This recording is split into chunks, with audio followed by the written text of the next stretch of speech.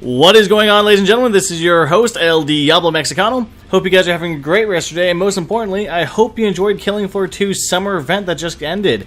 I personally enjoyed it. I like the steampunk feel. I love steampunk gear, and I love kind of like the genre in general. So I was kind of excited to see it, and I love trying to unlock some new things. Probably one of my favorite ones being the probably the octopus mask that I have on my D&D Scully right now. But then also, I was very lucky I was able to get the Mrs. Foster steampunk mask as well, and those are probably my two favorite items I've gotten so far. But now that's all over, I can actually start going back into talking about some of the news updates that Tripwire has been putting out. So let's talk about last Friday's news update, and let's get this show started. Starting us off with something a little more exciting than what I normally cover, I want to start talking about the confirmed new gun. So in the last community poll that we did, we kind of voted on what weapons from the past game we wanted to have brought over to the new game Killing Floor 2. Well, the winner of that poll was, in fact, the FN Fall.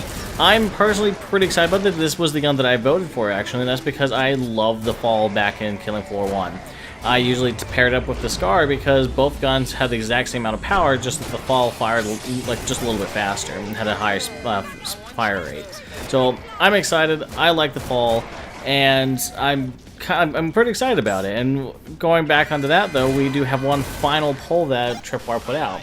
So I highly recommend taking a look at it. I'll be providing a link at the bottom. And then right now I'll be kind of covering what weapons we'll be seeing.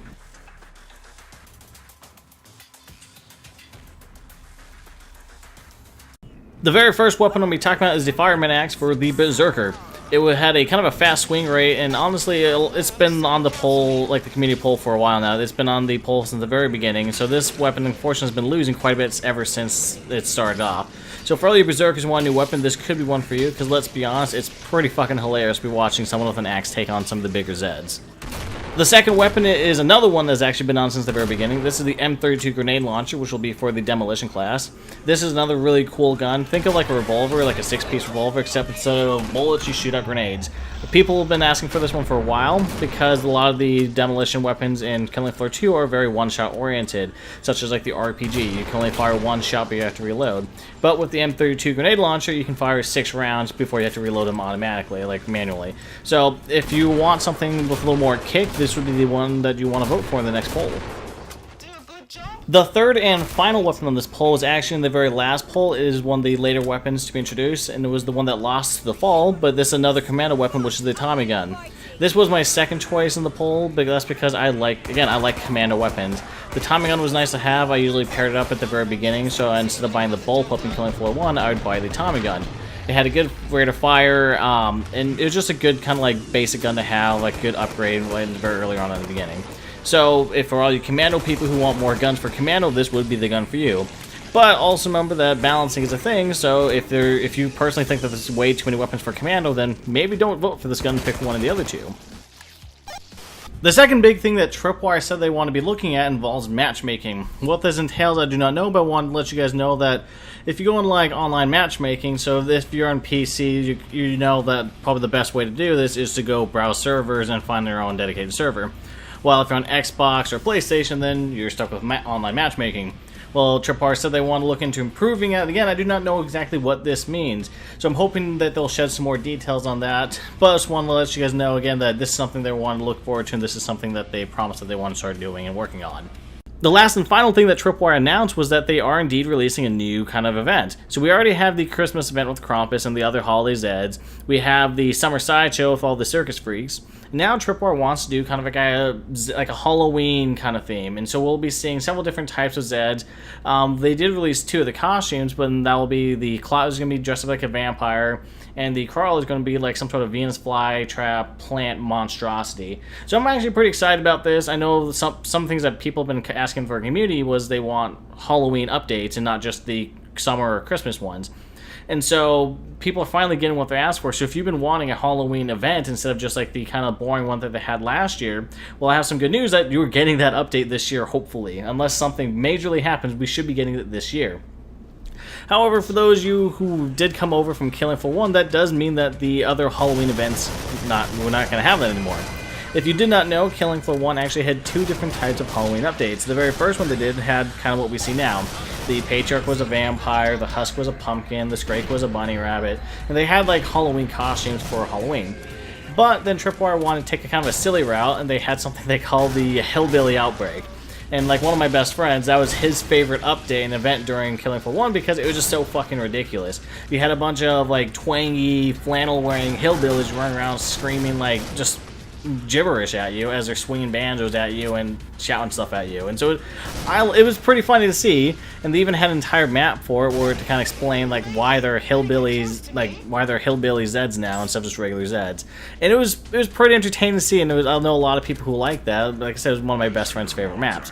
So, but because it looks like they're going with the regular Halloween outlook, it doesn't look like we will be having hillbillies in Killing Floor 2, unfortunately. But, which, let's be honest, the only reason why I'm so upset is that nothing will ever beat the Patriarch as a Southern Sheriff. I loved all the shit he just shouted at you while he was chasing down, like, excuse me while I whip this out, or tell it to the judge. It was so great to see, and, like, just that little bit of, like, extra, like, hilarity and silliness in Killing Floor 2 made that event just what it was. And so, while I'm very sad to see it being, like, not coming back, I am also pretty excited to see what's going to be coming up for Killing Floor 2's next Halloween update.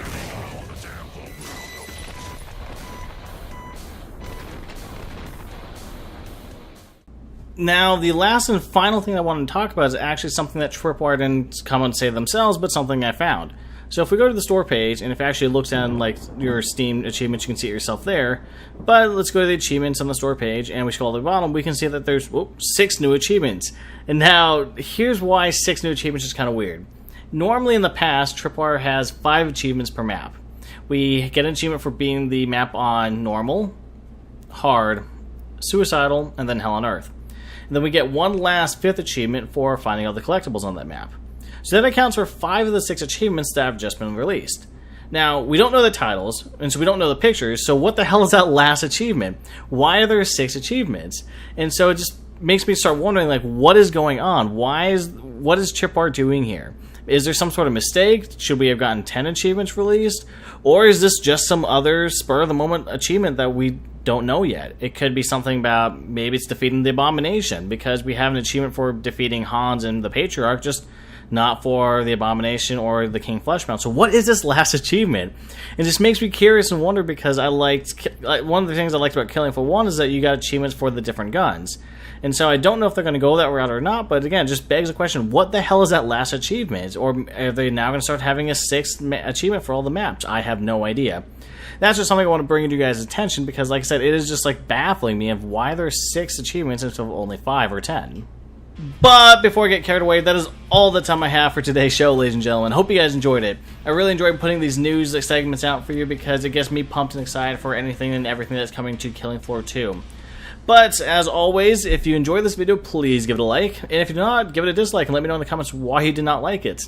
And if you have not done so, I would appreciate if you subscribe and click that subscribe button, because that helps me and lets me know that there's more people who want my content. And it also just lets you, as the viewer, know when I start posting more stuff, because I have a lot of video game content that I'm putting on this channel. I've been doing the guides for Assassin's Creed and Killing Floor. I'm actually just starting to put out some gameplay videos, and so I've been doing like streaming on Twitch.